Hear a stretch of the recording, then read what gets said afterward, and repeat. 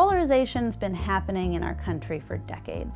We first began to recognize that this was happening in the 80s and 90s, and for a long time we were trying to figure out if people's actual policy views had become more extreme, or if it was just that political parties were offering more extreme choices, so it looked like people had become more extreme.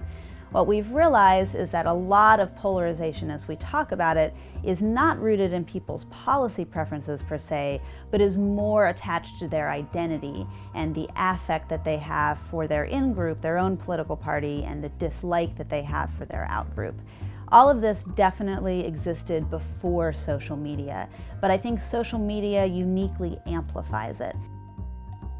What I realized and what I tested and found evidence for was that when people post content that they don't think is about politics, it still has the potential to send a signal to others about what their political views might be. So for example, someone who talks about driving their Prius to go to the farmer's market to buy a bunch of organic produce and kale, nothing about that's political per se, but someone looking at that is going to make associations between these different cultural signals, the hybrid car, the organic food, the farmer's market, and jump to conclusions about what that person's political views might be. People are actually more likely to report that they would block or unfriend someone that they disagree with, but whom they say is actually knowledgeable about politics, than they are to block or defriend someone with whom they agree, but they admit doesn't actually use very accurate sources of information. And one of the problems we see is that our desire to seek out information that reinforces our own viewpoints on social media is allowing us to prune and shape our social networks to surround ourselves with like-minded views.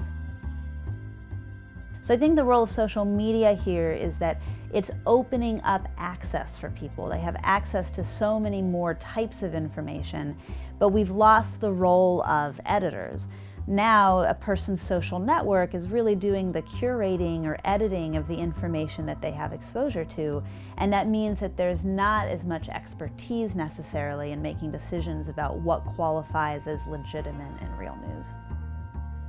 It's important for us to share with other people that we do hold more complex political viewpoints.